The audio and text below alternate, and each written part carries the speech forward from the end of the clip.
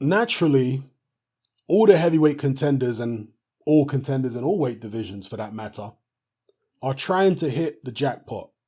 They all want to face the cash cow in their division so they can make millions and millions and be set up for life, take care of their families and all that kind of stuff.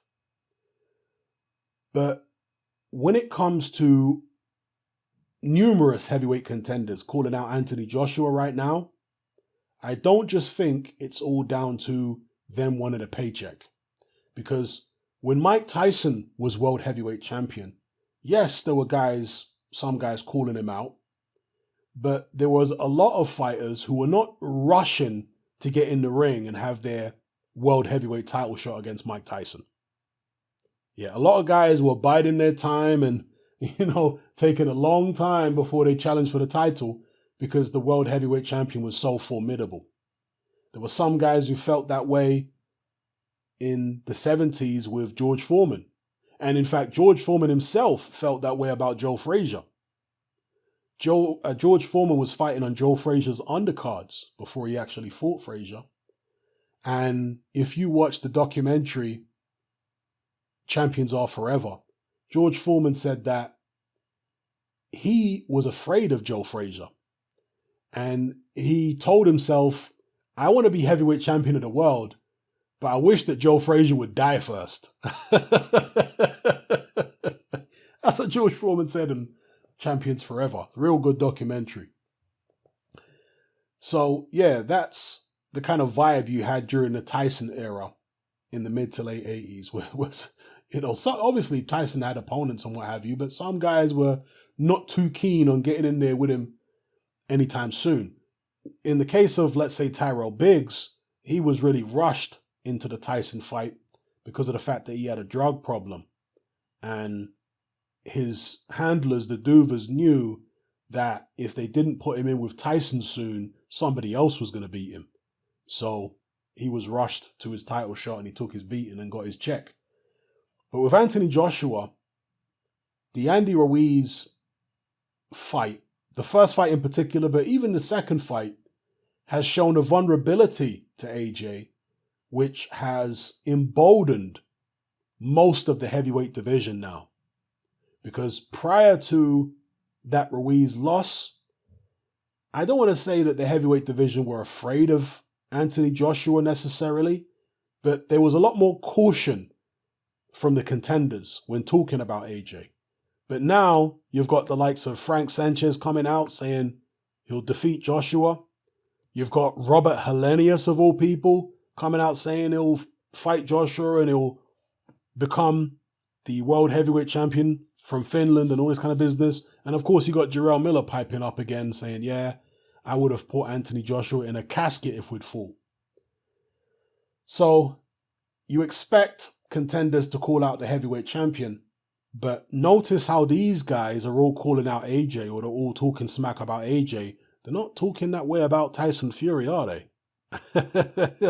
Not as aggressively, not with as much confidence anyway. It's mainly AJ who people are gunning for. And it's a big payday against Tyson Fury. Yeah? It's not like Tyson Fury's going to pay you chicken change if you face him. You still get a good payday there too. AJ might be the bigger payday still, but the gap is closing between the two of them. And I know AJ's got more belts, but it's the fact that people have seen AJ get knocked out. They saw him box negatively against Andy Ruiz, and they think he's weak now, he's wounded, I smell blood, now's the time to get him. Before he gets his confidence back, now's the time to get him. So it's going to be a very challenging phase of Anthony Joshua's career, because when you are looking dominant, opponents can be hesitant when they're in the ring with you because they haven't seen you get knocked out. They haven't seen any serious weaknesses. So they're not sure if those weaknesses are actually there.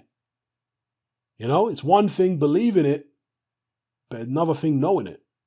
So you get a certain amount of time and space from opponents when you haven't yet lost, when you've been knocking everybody out.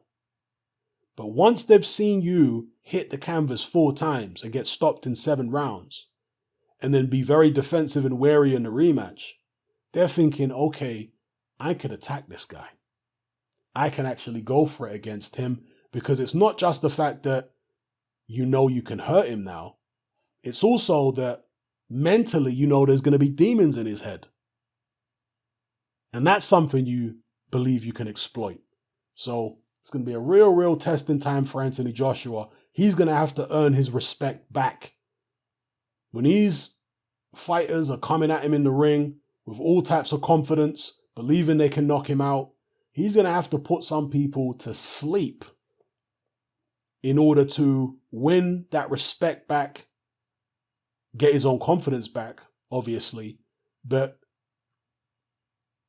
have that old situation whereby when he steps in the ring, opponents are not just rushing him anymore. You know, they're not looking at him with fire in their eyes. Instead, it's easier when you've got opponents who are a little more cautious and a little more respectful of what you're doing. Yeah. And he's going to have to put a hurting on some of these guys in order to get that. And he's also going to have to take some punishment at some stage in fights and show that he can come back from taking punishment. Lennox Lewis had to go through that after he got knocked out by Oliver McCall. The Ray Mercer fight is where he took punishment and he came back. And that fight right there won a lot of respect for Lennox Lewis among the American boxing fraternity, particularly among the fighters rather than the press, who are still pretty negative about Lewis. But they did have to concede he's not quite as chinny, not quite as lily-livered as they thought he might be. You know, they were always making the English jokes about tea and crumpets and being with the Queen and all this kind of business. But after that Ray Mercer fight, where he really stood in there and hung tough with Mercer, who was a real tough guy in his day, they thought, okay, maybe Lewis is tougher than we thought he was. Anthony Joshua is going to have a similar experience to that, I think, before the world accepts him as the heavyweight champion. So let me know what you guys think in the comment section below about all these fighters calling out AJ. Could any of them beat him? Jarrell Miller says that he would have put AJ in a casket. Most of you will remember, if you were subscribed to me at the time, I was one of the few people who was actually giving Jarrell Miller a good chance against AJ. You remember when that fight got signed?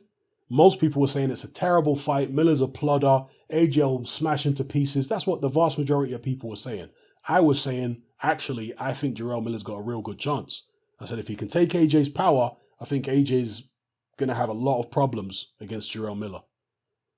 I still feel that way. But we don't know what Miller's going to be like without the juice, of course. So who knows? Anyway, let me know what you guys think in the comment section below about all the things I've talked about in this video. It's Hatman, I'm out.